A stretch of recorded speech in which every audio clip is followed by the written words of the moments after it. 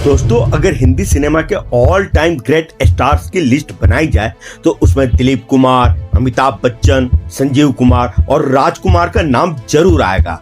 आप इसमें एक नाम और भी जोड़ सकते हैं, कमल हासन का, मगर उन्होंने ज्यादातर दक्षिण भारतीय फिल्में की है, इसलिए मैंने उनका नाम इस लिस्ट में नहीं रखा है। इसमें से भी अभी अमिताभ बच्चन को अगर रहने दे, क्योंकि उन पर एक अलग से वीडियो बनाई जा सकती है, तो अब बचते हैं सिर्फ 3, दिलीप कुमार, राजकुमार और संजीव कुमार। तो अब सवाल ये उठता है कि इनमें से बेहतर एक्टर कौन है सबसे ज्यादा वर्सेटाइल एक्टर और किसने दी है सबसे ज्यादा हिट फिल्में, तीनों में किसके अभिनय का सबसे ज्यादा वजन था। आज के इस वीडियो में मैंने आपको यही बताने की कोशिश की है और इतना ही नहीं, इसके साथ ही हम आपको उनके ऑल टाइम ग्रेट फिल्मों के भी बारे में बताएंगे। तो बने रहिएगा अंत तक इस वीडियो के साथ। ये वीडियो बहुत ही एनालिटिकल और फैक्टफुल होने वाली है और वीडियो अगर पसंद आए तो वीडियो को प्लीज लाइक और चैनल को सब्सक्राइब करना ना भूलें। तो चलिए दोस्तों वीडियो की अब शुरुआत करते हैं। दोस्तों सबसे पहले बात दिलीप कुमार की, क्योंकि इन तीनों में सबसे सीनियर वही थे। उन्होंने अपने पूरे करियर में महज 56 फिल्मों में ही काम किया है, लेकिन इतनी कम फिल्में करके भी उन्होंने जो लोकप्रियता हासिल की थी वो अपने आप में बेमिसाल है। और अगर उनकी अभिनय क्षमता की बात की जाए तो संक्षेप में बस इतना ही कह सकते हैं कि दिलीप कुमार जैसे अभिनेता सदियों में सिर्फ एक बार जन्म लेते हैं। अब अगर बात राजकुमार की करें तो राजकुमार साहब का अंदाज ही निराला था। उनके संवाद में स्टाइल थी, अदाएं थी, जिस पर दर्शक मोहित हो जाता था। लोग उनकी डायलॉग डिलीवरी के दीवाने थे। बाजार के किसी सड़क छाप दर्जी को बुलाकर अपने कफन का माप दे दो, ठीक है। जब वे डायलॉग बोलते थे तो पूरा हॉल तालियों से गूंज उठता था। अपनी डायलॉग डिलीवरी की बदौलत ही वे अपने सामने के कलाकारों पर कई बार वो पूरी तरीके से हावी हो जाते थे। उनका बोलने का, उनका चलने का अंदाज सबसे अलग था। और अगर आप बात करें संजीव कुमार की, तो संजीव कुमार का नाम हिंदी सिनेमा के सबसे वर्सेटाइल एक्टर्स की लिस्ट में शामिल है। उनकी फिल्मोग्राफी में सब तरह की फिल्में हैं। जिनको आप कॉमर्शियल सिनेमा कहते हैं वो भी है, और जिनको आप आर्ट या सीरियस सिनेमा कहते हैं वो भी है। अभिनय के जितने रंग संजीव कुमार ने अपने फिल्मों में दिखाए हैं वैसा बहुत कम ही कलाकार कर पाते हैं। जिस दौर में हिंदी सिनेमा के आकाश पर अमिताभ बच्चन, धर्मेंद्र, दिलीप कुमार, राजेश खन्ना और देवानंद जैसे स्टार स्टारडम की नई परिभाषा गढ़ रहे थे, उसी दौर में संजीव कुमार अपनी पहचान एक ऐसे अभिनेता के तौर पर पुख्ता कर रहे थे जो अपने अभिनय से किरदारों को जीवंत कर देता था।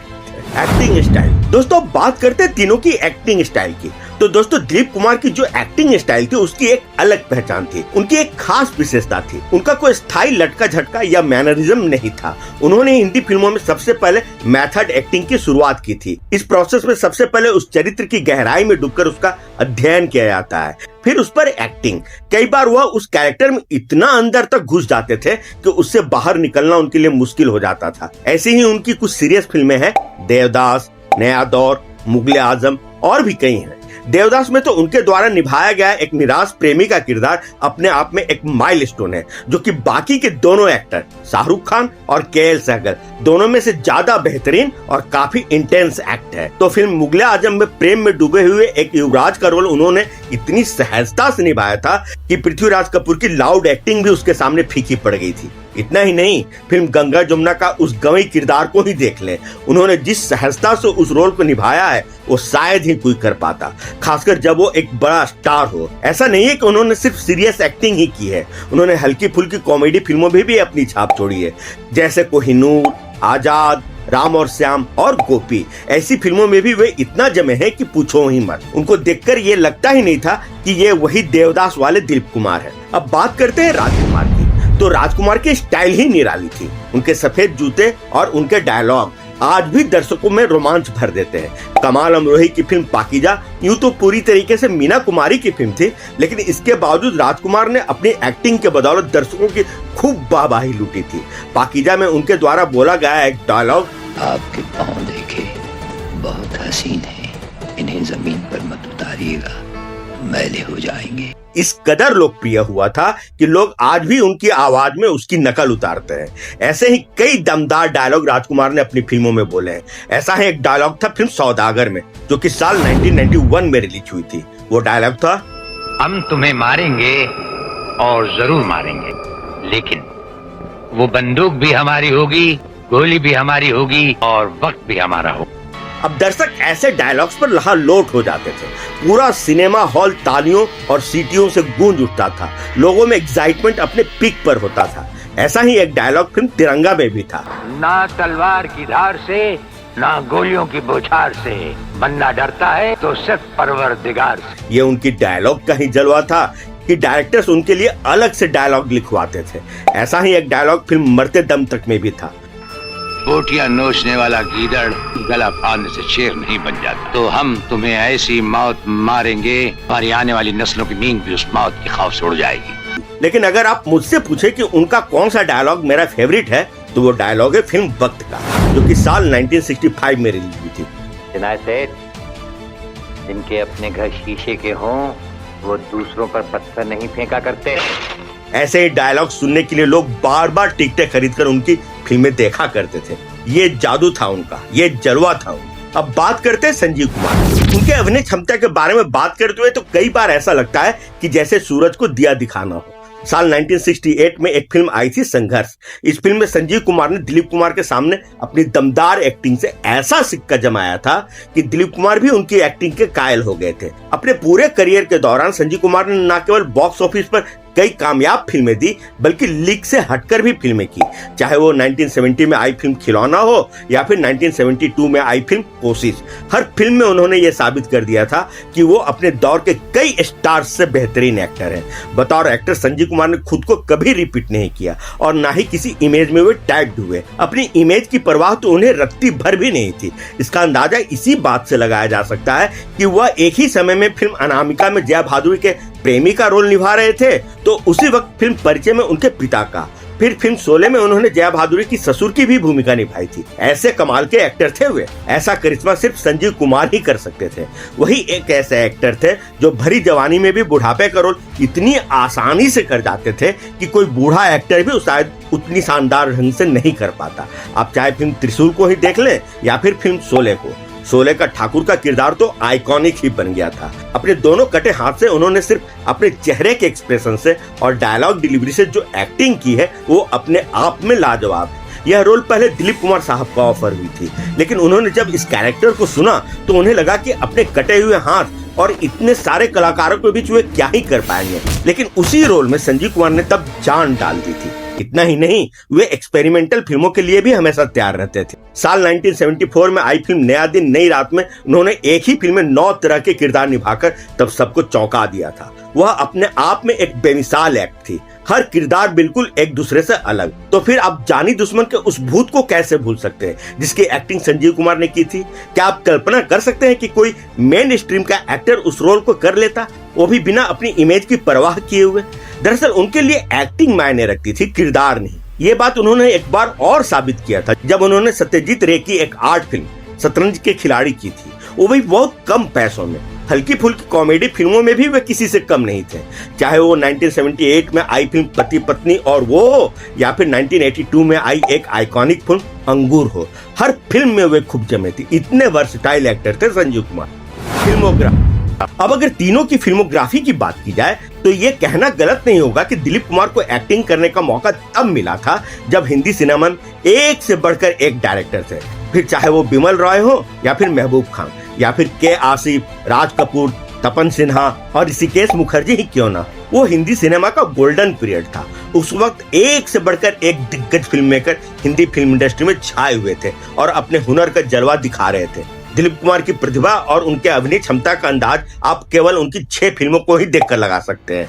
देवदास, नया दौर, मुगले आजम, कोहिनूर, गंगा जमुना और राम और श्याम। आप बस ये 6 फिल्में देख ली, आपको उनके एक्टिंग रेंज का अंदाजा लग जाएगा। उन्होंने अपने पूरे करियर में सिर्फ 56 फिल्मों में ही काम किया, जिनमें से 39 फिल्में सफल थी। इस हिसाब से उनका सक्सेस रेशियो 69.64% यानी कि 70% ठहरता है, जो कि इस मामले में all time great Shahrukh Khan से सिर्फ 1 पॉइंट कम है। शाहरुख खान का सक्सेस रेशियो 70.97% यानी कि 71% है। अब आप इसी बात से अंदाजा लगा सकते हैं कि वो अपने दौर में कितने पॉपुलर रहे होंगे। इतना ही नहीं, उन्होंने अपने पूरे करियर में 3 ऑल टाइम ब्लॉकबस्टर और 10 ब्लॉकबस्टर फिल्में दी हैं, जो कि सलमान खान की बराबरी का है और शाहरुख खान से सिर्फ ऑल टाइम ब्लॉकबस्टर के मामले में एक फिल्म कम है। इससे भी आप उनकी पॉपुलैरिटी का अंदाजा लगा सकते हैं। जबकि सुपरहिट फिल्मों के मामले में तो वे इन दोनों से भी ऊपर हैं।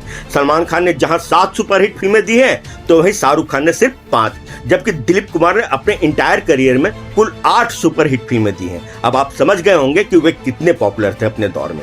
इतना ही नहीं, उन्होंने अपने पूरे करियर के दौरान 10 बार फिल्म फेयर अवार्ड भी जीते हैं, जो कि उनके बेमिसाल एक्टर होने की गवाही देते हैं। अब अगर बात करें राजकुमार की, तो राजकुमार ने भी अपने पूरे करियर में कई शानदार फिल्मों में काम किया है। वैसे तो उनकी पहली फिल्म रंगीली थी, जो कि साल 1952 में रिलीज हुई थी, लेकिन उनको असली सफलता तब मिली जब उन्होंने अपने दौर की एक माइलस्टोन फिल्म मदर इंडिया में काम किया था, और यह फिल्म ब्लॉकबस्टर हो गई थी। वैसे तो इस फिल्म की लीड एक्टर थी नरगिस, और राजकुमार का रोल बहुत छोटा था, फिर भी अपने छोटे से रोल में भी उन्होंने तब सबका ध्यान अपनी ओर आकर्षित किया था। इसके बाद एक और फिल्म आई जिसमें उन्होंने अपने करियर की बाजी एकदम से पलट दी। उस फिल्म का नाम था पैगाम, जिसमें उनके को स्टार थे दिलीप कुमार। यह साल 1959 में रिलीज हुई थी। इस फिल्म में वैसे तो मेन हीरो दिलीप कुमार ही थे, लेकिन राजकुमार ने भी इस फिल्म में जिस तरह की एक्टिंग की थी, उसके बाद से तो वे पूरी फिल्म इंडस्ट्री में सुर्खियों में आ गए थे। धीरे धीरे समय के साथ राजकुमार को फिल्म दर फिल्म सफलता मिलती गई, और फिर कई फिल्मों में लोग उनकी खास तरह के डायलॉग डिलीवरी के दीवाने हो गए। उनकी कुछ खास फिल्में हैं। 1960 में आई फिल्म दिल अपना और प्रीत पर आई, 1961 में आई फिल्म दिल एक मंदिर, 1965 में आई फिल्म वक्त और काजल, 1967 में आई फिल्म हमराज, 1968 में आई फिल्म मेरे हुजूर और नीलकमल, 1970 में आई फिल्म हीर रांझा, 1971 में आई फिल्म मर्यादा और लाल पत्थर, और 1972 में आई फिल्म पाकीजा।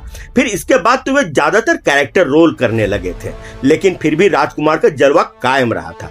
उसकी एक बानगी देखिए कि साल 1981 में आई फिल्म कुदरत, 1982 में आई फिल्म धर्मकांटा, 1987 में आई फिल्म मरते दम तक, 1991 में आई फिल्म सौदागर, और साल 1993 में आई फिल्म तिरंगा। ये कुछ खास ऐसी फिल्में थी जिनमें राजकुमार ने अपने अभिनय का लोहा मनवाया था। और इतना ही नहीं, कई फिल्मों में तो अपने सामने वाले एक्टर पर भी भारी पड़े थे। अब अगर बात करें संजीव कुमार की, तो 1960 से लेकर 1985 तक अपने पूरे करियर में संजीव कुमार ने कुल 153 फिल्मों में काम किया था। इस दौरान उन्होंने एक से बढ़कर एक किरदार निभाए थे, जैसे फिल्म शोले का ठाकुर हो, या फिर फिल्म अंगूर का डबल रोल, फिल्म आंधी का सीरियस किरदार हो, या फिर जानी दुश्मन का भूत का रोल।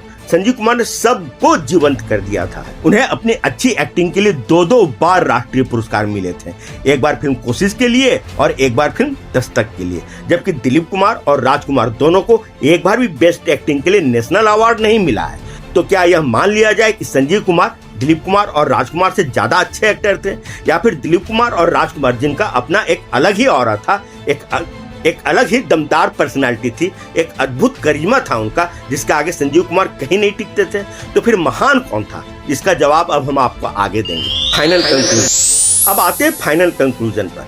दरअसल इन तीनों में सिर्फ दिलीप कुमार ही एक ऐसे स्टार थे जो पूरी फिल्म को अपने कंधे पर उठाने में सक्षम थे। ये क्षमता बाकी के दोनों में उतनी नहीं थी।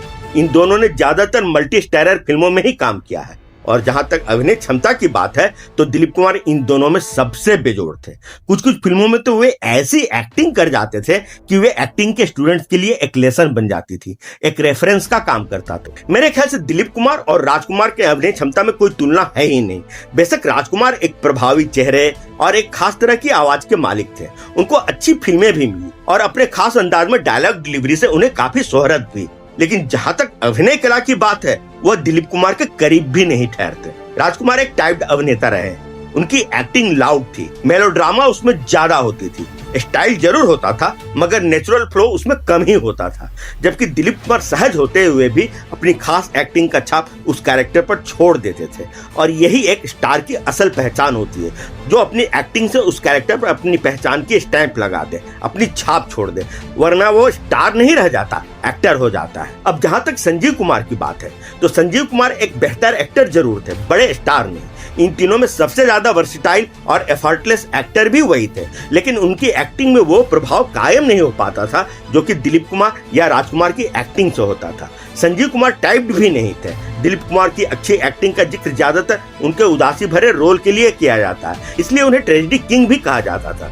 जबकि संजीव कुमार किसी भी तरह के रोल से चिपके नहीं, वे हर तरह के रोल एफर्टलेसली कर सकते थे और उसमें जान भी डाल सकते थे, और इस बात को दिलीप कुमार भी मानते थे। एक बार दिलीप कुमार ने अपने एक इंटरव्यू में कहा था कि जब डायरेक्टर गुलजार साहब उनके पास फिल्म अंगूर का रोल लेकर के आए थे तो उन्होंने उसे ठुकरा दिया था और इस रोल के लिए उन्होंने उनको संजीव कुमार का नाम सजेस्ट कर दिया था। तब उन्होंने उनसे कहा था कि संजीव से बेहतर इसको कोई कर ही नहीं सकता है। ऐसा ही वाकया इससे पहले भी एक बार हो चुका था, जब फिर नया दिन नई रात के लिए डायरेक्टर ए भीमसेन सबसे पहले उनके पास इस फिल्म का ऑफर लेकर आए थे। उस रोल की जटिलता को देखते हुए भी उन्होंने उस डायरेक्टर को तब मना कर दिया था और उनको संजीव कुमार का नाम सुझा दिया था। तो दिलीप कुमार की नजरों में संजीव कुमार एक बेहतरीन एक्टर थे, लेकिन दोनों में ज्यादा प्रभावी कौन था, यही सवाल एक बार मशहूर डायरेक्टर सुभाष घई से भी पूछा था कि आपकी नजरों में दोनों में कौन बेहतरीन एक्टर है। तो उन्होंने साफ साफ कह दिया था जो प्रभाव अपनी एक्टिंग के बदौलत दिलीप कुमार फिल्मों में छोड़ते हैं वो शायद ही संजीव कुमार कर पाते हैं। तो दोस्तों ये रही फाइनल कंक्लूजन। आपकी राय क्या है? आप किसे पसंद करते हैं और क्यों? आप हमें कमेंट बॉक्स में जरूर लिखें और साथ ही आपको हमारी ये पेशकश कैसी लगी वो भी आप हमें जरूर लिखें।